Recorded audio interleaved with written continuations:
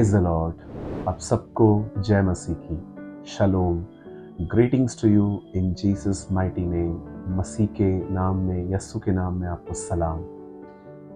मेरे भाइयों, मेरी बहनों, मैं आज एक बहुत ही विशेष टॉपिक पे आपसे बात करना चाहता हूँ और मैं जानता हूँ कि ये बहुत ज़रूरी है, ये बहुत इम्पोर्टेंट है, क्योंकि बाइबल बताती है कि जैसे जैसे हम अंत की तरफ बढ़ेंगे, बहुतों का प्यार ठंडा हो जाएगा। बहुत सारे लोग, आप देख रहे हैं इन दिनों में बहुत सारी कलीसियाओं के अंदर एक ठंडापन है,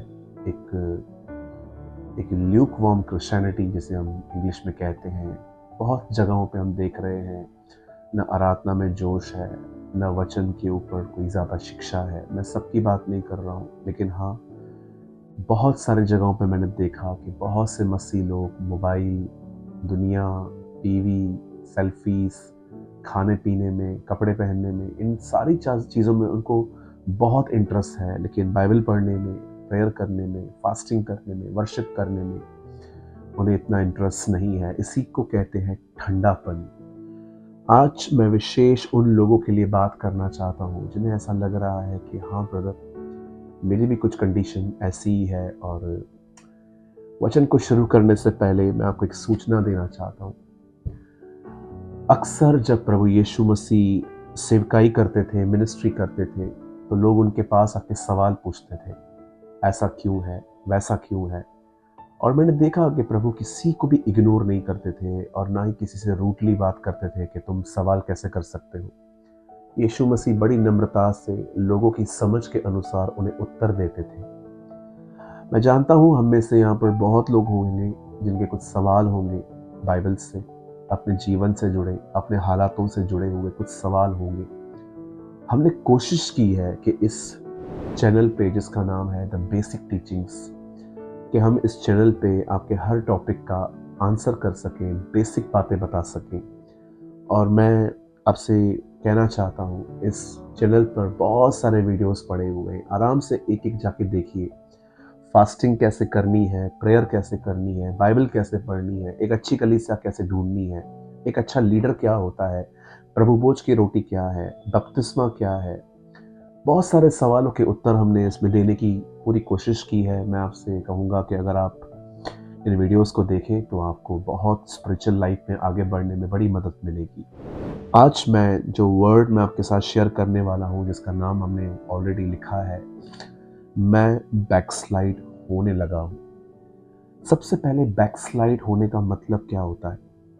बैकस्लाइड मतलब सिर्फ ये नहीं होता कि आपने यीशु को छोड़ दिया और आप किसी और को मान रहे हो। बैकस्लाइड का मतलब होता है एक व्यक्ति जिस तरह से उसे उन्नति करनी चाहिए, जिस तरह से उसे ग्रोथ करनी चाहिए, अब वो उसकी तरफ आगे नहीं बढ़ रहा है, उल्टा वो आहिस्ते आहिस्ते पीछे आना शुरू हो चुका है। This is called backsliding. इसे कहते हैं बैकस्लाइड होना। और मैंने कई लोगों को देखा है जो प्रभु में है और वो बैकस्लाइड हो रहे हैं। अब पहले जैसी लाइफ नहीं है, ना प्रेयर हो रही है, ना बाइबल पढ़ पा रहे हैं, ना फास्टिंग हो रही है, कभी कभी चर्च जाने का भी मन नहीं करता। मैं जानता हूँ जब ठंडापन आता है तो ऐसी चीज़ें सामने दिखाई देती है। मैं आज परमेश्वर के वचन से आपको उत्साहित करना चाहता हूँ कि अगर आपकी कंडीशन ऐसी है तो आपको क्या करना चाहिए। और ये मेरा भी अनुभव है। मैं बहुत बार प्रभु में आने के बाद बहुत बार प्रभु से दूर गया हूँ, पीछे गया हूँ, लेकिन मैं धन्यवाद करता हूँ मैं उस महान और दयालु परमेश्वर का, जिसने मुझे कभी नहीं छोड़ा, जिसने हमेशा मुझे रिसीव किया, गले लगाया, मुझे मौका दिया और वापस मुझ पे इन्वेस्ट किया उसने। आज मैं एक वर्ड आपके सामने रख रहा हूँ। ये लूका के 15 अध्याय में है और ये वचन है वचन 20। यहाँ लिखा है, तब वह उठकर अपने पिता के पास चला। वह भी दूरी था कि उसके पिता ने उसे देखकर तरस खाया और दौड़कर उसे गले लगाया और बहुत चूमा।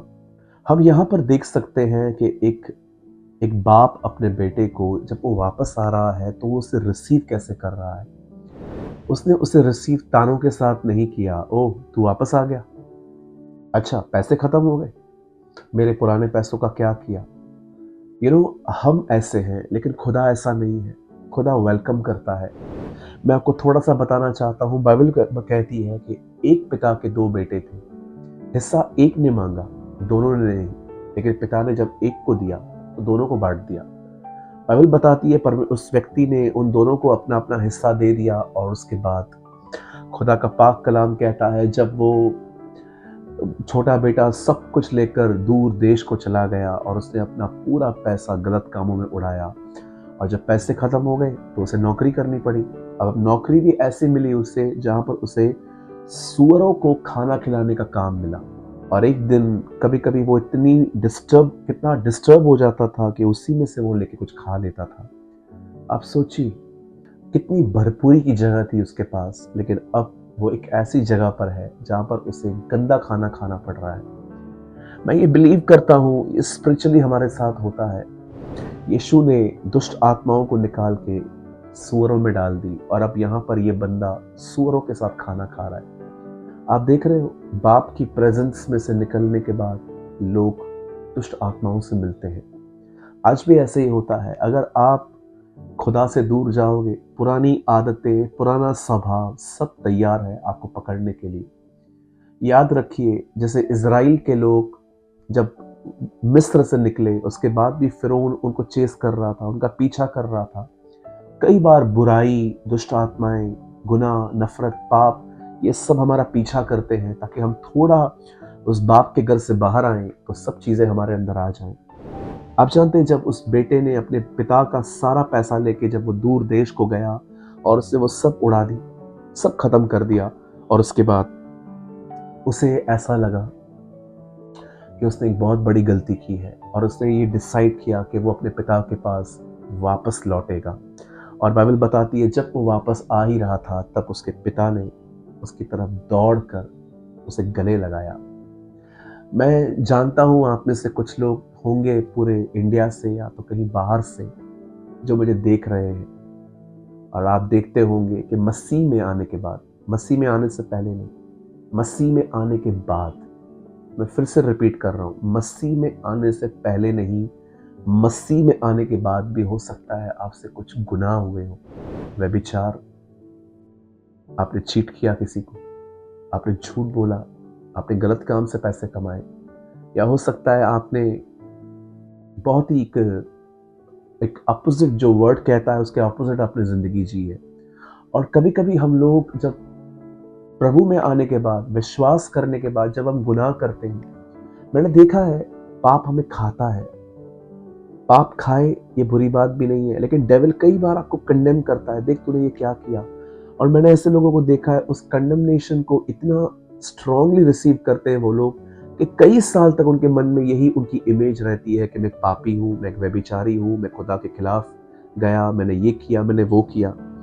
मैं आपसे एक बात कहना चाहता हूँ, आपके गुनाह करने से भी ज्यादा परमेश्वर को इस चीज से बड़ी दिक्कत है कि आप गुनाह करने के बाद अपनी एक इमेज अपने अंदर क्रिएट कर लेते हैं। आप परमेश्वर पे भरोसा नहीं करते कि वो आपको निकाल सकता है। याद रखिए, मैं जानता हूं हमें पाप नहीं करना चाहिए, लेकिन मैं आपको ये भी कहना चाहता हूं कि परमेश्वर आपको कभी नहीं छोड़ता। ये समय है कि हम गुमराह पुत्र की तरह वापस आए। हमें एक काम करना है, हमें लौट आना है। कुछ लोग लौटते नहीं है, वो लोग वहीं पर बैठे रहते हैं, सोचते रहते हैं और वो अपने आप को कोसते रहते हैं। इसी में कई कई सारा समय निकल जाता है, लेकिन एक दिन आपको उठना पड़ेगा, आपको वापस खुदा के पास आना पड़ेगा और आपको परमेश्वर के सामने, मैं आप में से हर एक को कहना चाहता हूँ सिर्फ एक काम करें, खुदा के पास आए, उसके सामने मांग लें, उसे कहिए मुझे छोड़ना है, मेरी मदद कर। उसे अपनी इच्छा जाहिर करिए, उसे अपनी विल दिखाइए कि मैं नहीं करना चाहता, मैं वापस दुआओं में रहना चाहता हूँ, मैं वापस बाइबल को पढ़ना चाहता हूँ, मैं वापस तेरी सेवा करना चाहता हूँ, मैं वापस तेरी आराधना करना चाहता हूँ, मैं वापस फास्टिंग करना चाहता हूँ। जब आप परमेश्वर से वापस आएंगे और आप सिर्फ ये एटीट्यूड धारण करेंगे कि नहीं, मैंने बहुत इंतजार कर लिया है, अब मैं नहीं रुकूंगा, अब मैं परमेश्वर के पास वापस जाऊंगा, मैं आपको बताना चाहता हूँ नेक्स्ट डे नहीं, सेम डे आपको ग्रेस मिलेगा। बाइबल बताती है प्रति बोर उसकी करुणा नई होती है। मेरे भाइयों, मेरी बहनों, याद रखिए, आप परमेश्वर से 1000 मील दूर चले जाइए, लेकिन परमेश्वर सिर्फ एक कदम पे आपके करीब है। वो एक अच्छा बाप है, वो एक अनुग्रहकारी पिता है, वो एक दयालु परमेश्वर है। उसने आपको पाने के लिए अपना बेटा दे दिया है। वो आपसे बहुत प्यार करता है। अगर आपको शैतान ने ऐसे ख़्याल दिए हैं कि तू प्रभु के द्वारा अप्रिय नहीं है, परमेश्वर तुझसे हैरान है, परमेश्वर तुझसे तंग है, परमेश्वर तेरे बारे में ऐसा ओपिनियन रखता है कि तू बैकस्लाइड है और तू ऐसा है, तू वैसा है। मैं आप में से हर एक को कहना चाहता हूँ, मेरे भाइयों, मेरी बहनों, लौट आइए। परमेश्वर से माफ़ी मांगिए। उन्हें कहिए, मुझे क्षमा कर, मैं बॉलीवुड की मूवीज़ देख रहा था। मुझे क्षमा कर, मैं बहुत फ़ोन यूज़ करता हूँ। मुझे क्षमा कर, मुझसे व्यभिचार हो गया। मुझे क्षमा कर, मैं गलत रिश्ते में आ गया। मुझे क्षमा कर प्रभु। और मैं आपको कहना चाहता हूँ, जस्ट आप उसकी तरफ आइए, वो आपकी तरफ दौड़ेगा। मैं एक आखिरी बात बता के इस संदेश को यहाँ पर ख़त्म करूँगा। जब भी हमसे पाप होता है, हम परमेश्वर के पास बहुत देरी से जाते हैं। सबसे पहले हम बैठकर अपने आप को कोसते हैं, अपनी कमियों के बारे में सोचते रहते हैं और कहाँ न कहाँ हम अपने आप को फेल्योर समझते हैं कि मैंने खुदा के लिए कुछ नहीं किया। पर मैं आपको बताना चाहता हूँ, परमेश्वर आपको ऐसे नहीं देखते। वो आपसे प्यार करता है।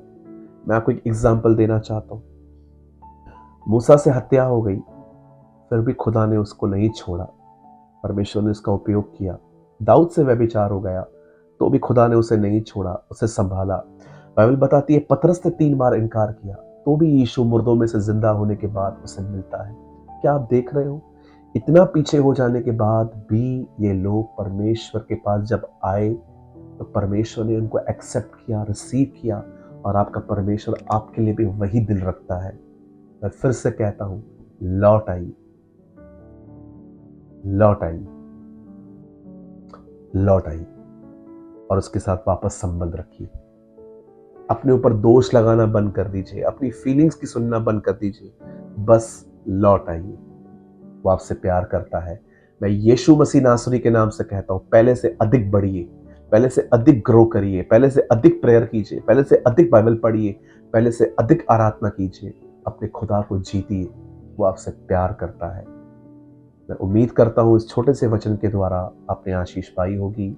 और मैंने हमेशा की तरह एक आर्टिकल लिखा है, जिस आर्टिकल का नाम है मुझे फिर आगे बढ़ना है। अगर आप ये आर्टिकल का नाम जस्ट लिखेंगे इस नंबर पे, अपना नाम और अपना शहर और ये कोड, मुझे वापस प्रभु में बढ़ना है, अगर आप सिर्फ इतना लिख देंगे, हम आपको आर्टिकल भेज देंगे। मैं उम्मीद करता हूँ आज के वचन के द्वारा आपने कुछ सीखा होगा, लर्न किया होगा। धन्यवाद सारी बातों के लिए। अगर आपने कुछ लर्न किया है तो आप हमें कमेंट करके बता सकते हैं। और अगर आपको आर्टिकल चाहिए तो आप उस दिए गए नंबर पे हमें मैसेज कर सकते हैं, व्हाट्सएप कर सकते हैं। आप सबको जय मसीह की।